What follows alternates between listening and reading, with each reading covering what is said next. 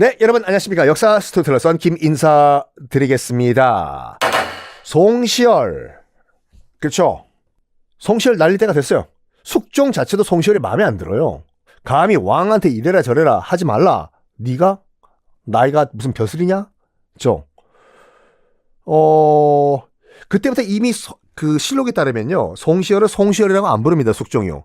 뭐라고 부르냐면 큰 우두머리라고 비하를 해요. 그 제주도의 유배간 큰 우두머리 있지? 그 송 대가리 이렇게 불러요. 남인들도 지금 딱 그 숙종의 의중을 읽었습니다. 남인들 일제히 욕을 합니다. 전하, 송시열의 죄가 너무 커서 국문도 필요 없습니다. 벌을 주소서 전하. 숙종은 얘기합니다. 아, 그래. 아무리 봐도 그대들 요구가 옳다. 그대들이 원하는 대로 내가 해주겠다. 그래가지고 금부도사를 바로 보냅니다. 금부도사는 사약 들고 가는 사람이죠. 이미 당시 송시열은요, 제주도에서 유배 생활을 하고 있었는데 위리안치 시켰다고 말씀드렸잖아요. 제주도에서 이미 한양으로 오고 있던 중이에요. 군문 받으러. 나이가 83세였어요 그때요. 오래 또 사셨죠. 80이 넘은 노인네가 제주도에서 배 타고 출발해 가가지고 요즘같이 뭐 비행기 타고 오는 시대가 아니에요. 제주도에서 전라도로 오는 배 타고 오다가 반 이상이 죽었어요 그때요. 제주도에서 이미 한양으로 국문을 받으러 오던 길이었습니다.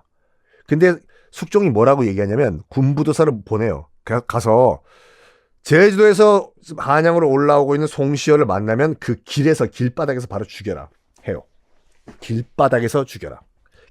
이게 중요해요. 바로 길에서 죽여라 송시열을. 정읍에서 만납니다. 전북 정읍에서 금부도사와 송시열이 길바닥에서 만나요. 그래서 어명을 전합니다. 여차여차해서 너보고 죽으라고 한다. 예요. 금부도사를 딱 본 순간 송시열은 이게 자기의 마지막인 거를 직감을 합니다. 그래서 붓과 먹을 달라고 해요. 그리고 마지막으로 상소문을 올립니다. 당연하죠. 나는 죄가 없다. 에요. 죄가 없다.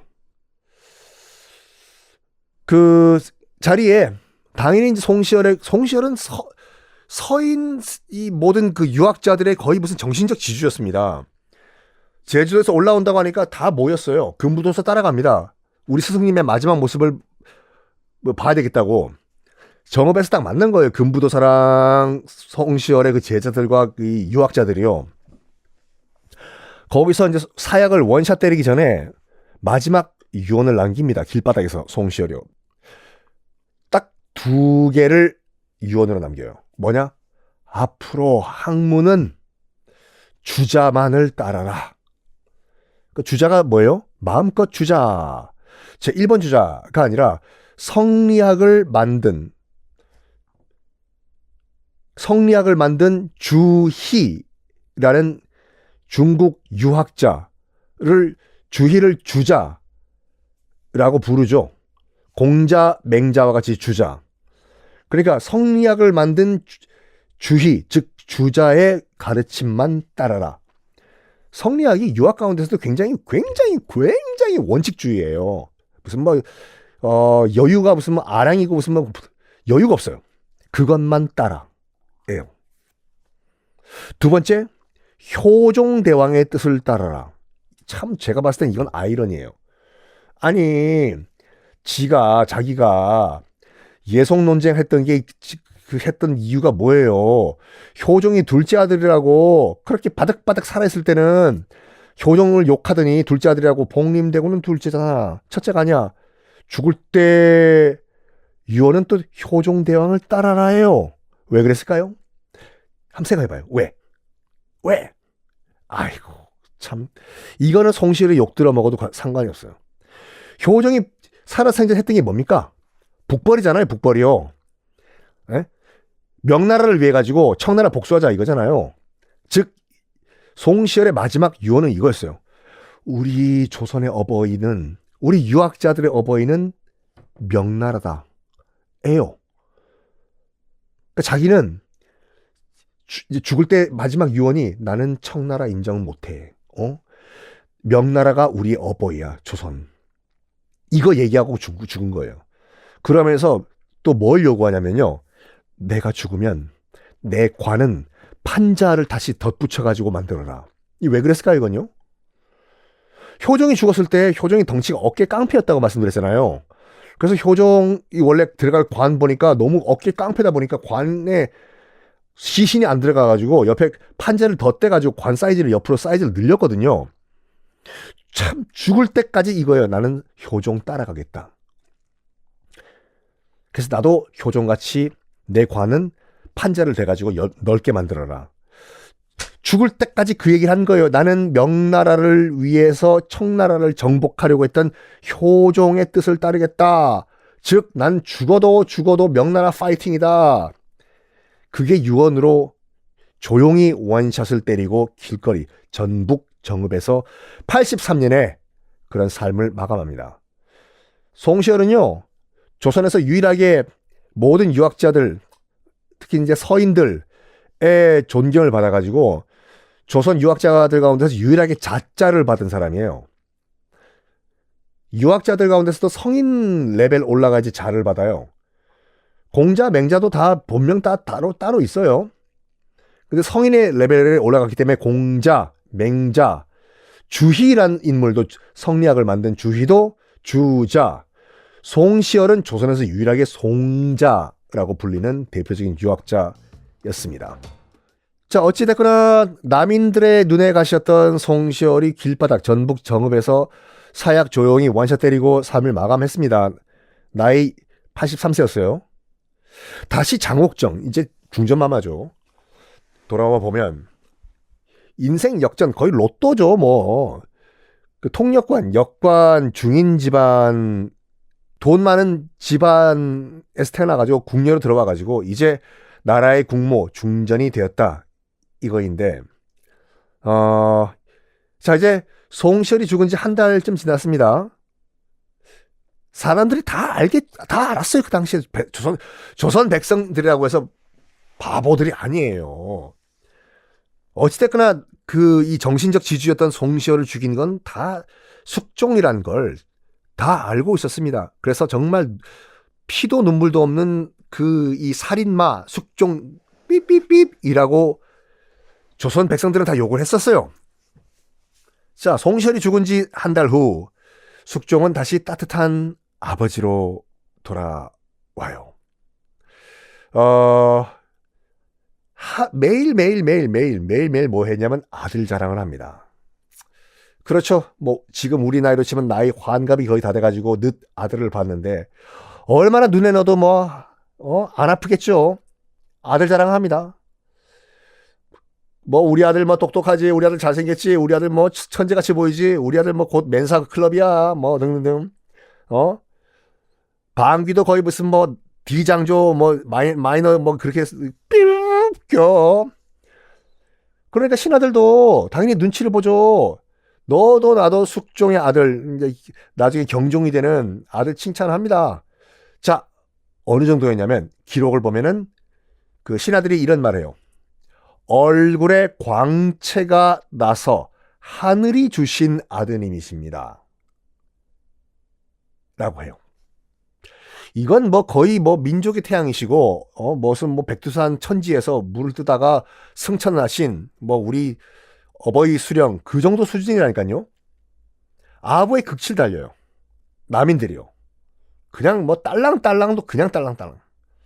그리고 아무 일도 안 합니다. 남인들이. 진짜 아무 일도 안 해요. 왜? 지금 숙종은 뭐 전공이에요? 오늘의 여당을 야당으로 만들어버리고 야당을 여당으로 만들어버리는 천재잖아요. 그러니까 자기들도 알아요. 남인들도 언젠가 꼬투리 잡히면 자기들 일제히 다 날아가서 다 죽는다고. 그러니까 자기들도 언제 또 쫓겨날지 모르는 그런 상황이잖아요. 자기들도 바보가 아니니까. 그래서 아무 일도 안 해요. 그냥 가만히 있어요. 그냥 일하면 그게 꼬투리가 된다. 우리 또 날아가고 서인들 들어온다. 안 해요. 했던 건 아부밖에 없어요. 전하, 원자께서 얼굴에 광채가 나시는 게 꼭 민족의 어버이 하늘이 주신 아드님이십니다 하고 가만히 아무것도 안 해요. 자, 그러면 누가 여기서 날뛰기 시작하는가? 그 장옥정이 중전마마가 됐을 때 한 인물이 같이 또 등장을 해요. 이른바 장희재라는 인물입니다. 누구냐? 장희빈의 친오빠예요. 장희재의 친오빠인 장희재도 떴고 또 누가 떴냐? 그 장희재의 애첩, 애인 숙정이라는 여인도 뜹니다. 애인, 애첩이라고 하면 본부인이 있겠죠. 장희재도. 꼭 기억하세요. 장희재의 본부인 때문에 엄청나게 큰일이 또 발생을 해요. 그건 나중에 말씀드릴게요. 나중에 이 인간들이 장희재와 그 장희재의 애인 숙정이 나중에 국정을 쥐락펴락을 합니다. 자기 여동생 믿고. 근데 이 장희재가요, 인현왕후 민씨 집안과 앙숙이었어요. 왜냐면 숙종과 헷갈리시면 안 돼요. 숙정이라는 자기 애인이요, 원래 그 왕실의 여종이었거든요. 종이었어요. 계집 종이요. 네, 천민이었어요. 근데 노래를 정말 잘했대요. So tension 등등등. 요즘은 뭐 그런 노래 불러야지 신세대라고 하더군요.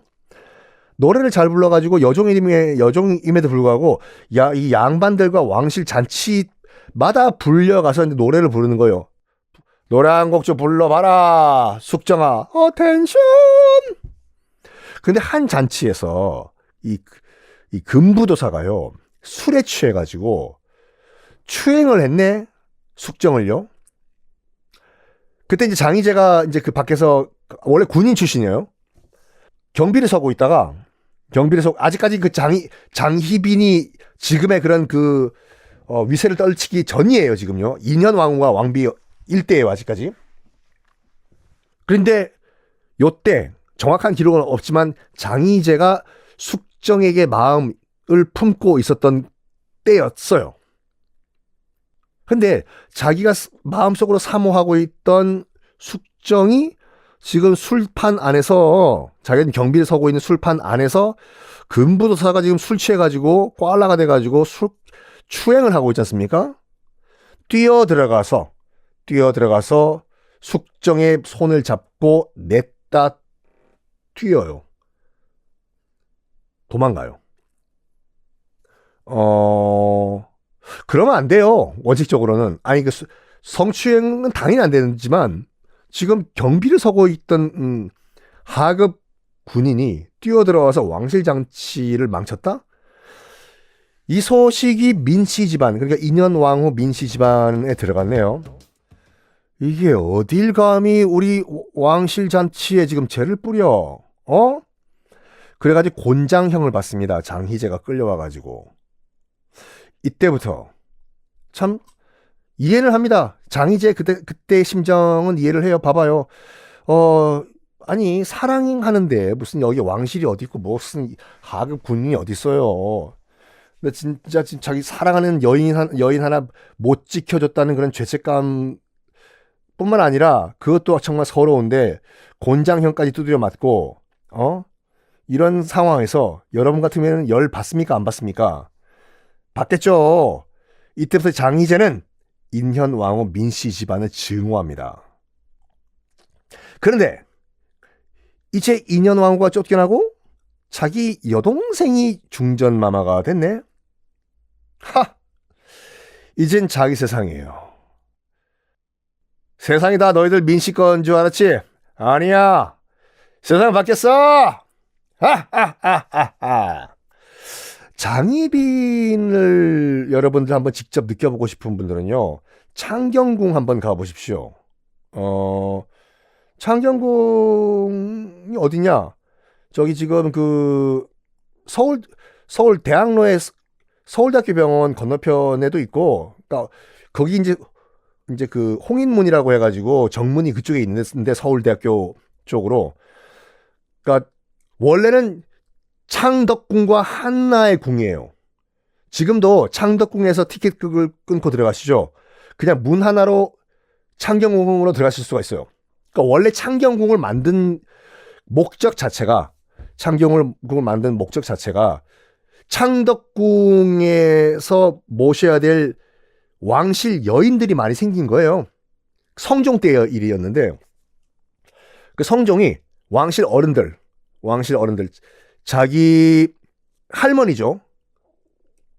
벌써 기억 안 나시죠, 여러분들? 성종의 할아버지가 누구예요?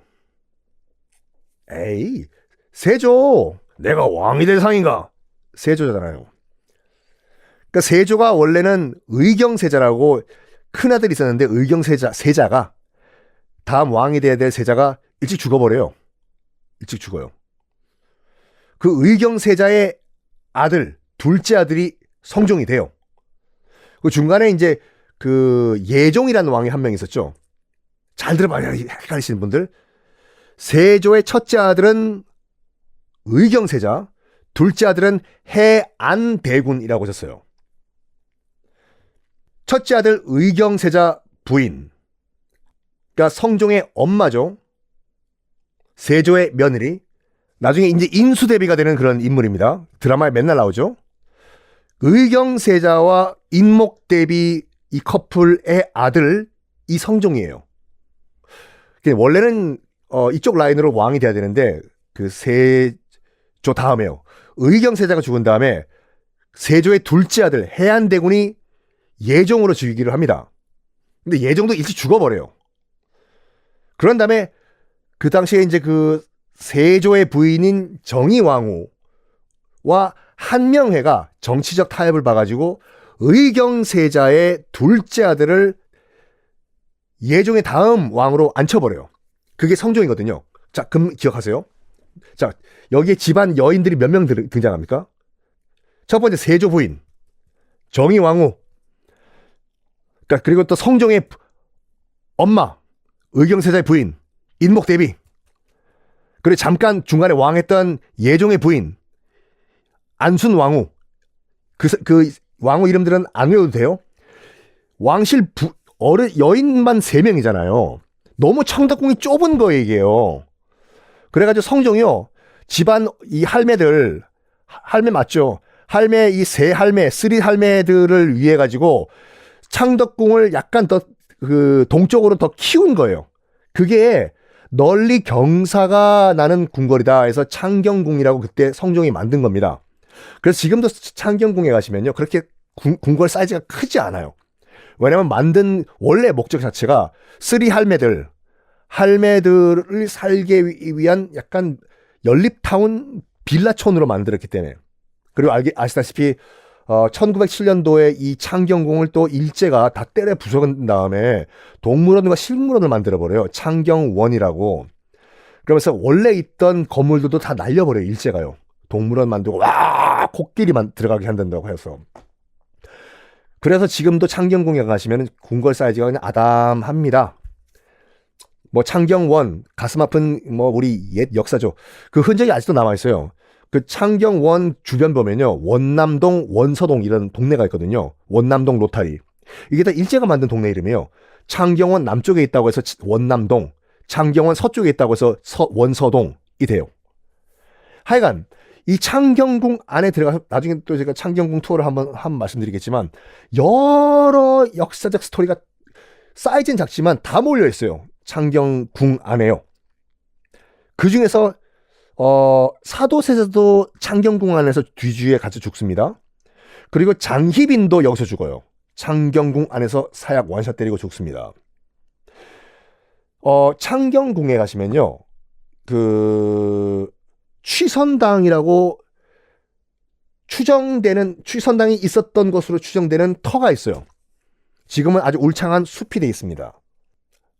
이 취선당을 누가 만들었냐면 숙종이 만들어졌는데 원래는 그 창덕궁에 있어야 돼요.